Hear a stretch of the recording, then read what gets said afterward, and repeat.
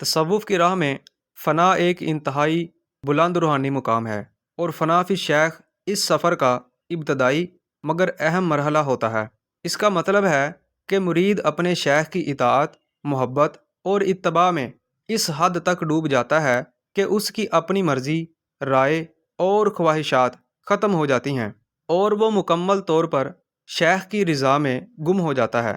فنا فی شیخ سے مراد یہ ہے کہ مرید اپنے روحانی مرشد یعنی شیخ کی اطاعت اور محبت میں اس قدر ڈوب جائے کہ وہ اپنی ذات، رائے اور خودی کو ترک کر دے اور ہر بات میں شیخ کے فیصلے کو اپنا فیصلہ سمجھے۔ ایک مرید فنا فی شیخ کب ہوتا ہے؟ مرید اس وقت فنا فی شیخ ہوتا ہے جب اس میں یہ 4 چیزیں پیدا ہو جائیں۔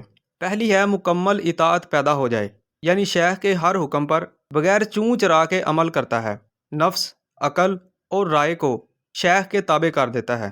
دوسری چیز ہے محبت کی انتہا ہو جائے، یعنی مرید کو شیخ سے ایسی محبت ہو کہ اس کی ہر بات محبوب لگے، شیخ کی رضا ہی مرید کی رضا بن جائے۔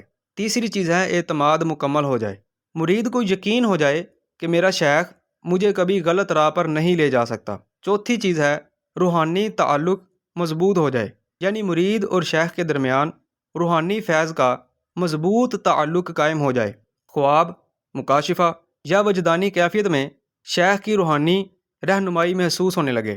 فنا فی شیخ کیسے ہوتا ہے؟ پہلا مرحلہ ہے صحبت شیخ، یعنی شیخ کی خدمت اور صحبت اختیار کرنا، ظاہری اور باطنی آداب کا لحاظ رکھنا۔ دوسرا مرحلہ ہے اطاعت شیخ، یعنی شیخ کے ہر حکم پر عمل کرنا، چاہے وہ نفس کے خلاف ہی کیوں نہ ہو، اپنے فیصلوں کو شیخ کی رائے کے تابع کرنا۔ تیسرا مرحلہ ہے محبت شیخ، یعنی شیخ کی ذات سے گہری قلبی محبت رکھنا، دل سے شیخ کو اللہ تک پہنچنے کا ذریعہ سمجھنا۔ چوتھا مرحلہ ہے فنا در ارادہ، اپنی ذات، خواہشات اور ارادہ کو مٹا دینا، ہر حال میں شیخ کے فیصلے پر راضی رہنا۔ پانچواں مرحلہ ہے روحانی توجہ، شیخ کی توجہ اور نظر کرم سے دل اور دماغ منور ہوتا ہے، اس توجہ کے ذریعے مرید کے باطن میں تبدیلی آتی ہے۔ چھٹا مرحلہ ہے کشف اور مشاہدہ، بعض اوقات مرید کو کشف یا مکاشفہ کے ذریعے شیخ کی روحانی حیثیت کا ادراک ہوتا ہے، یہ کیفیت فنا کے مرحلے کو مزید مضبوط کرتی ہے۔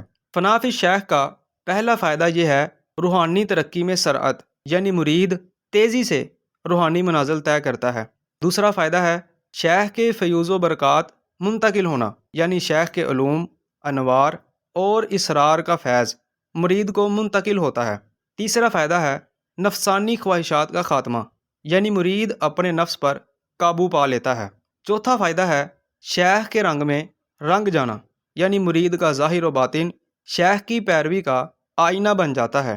قرآن کریم میں اللہ تعالیٰ نے ارشاد فرمایا، اے ایمان والو، اللہ سے ڈرو اور سچوں کے ساتھ ہو جاؤ، اور حدیث مبارکہ میں ہے نبی کریم صلی اللہ علیہ وآلہ وسلم نے ارشاد فرمایا، میں معلم بنا کر بھیجا گیا ہوں۔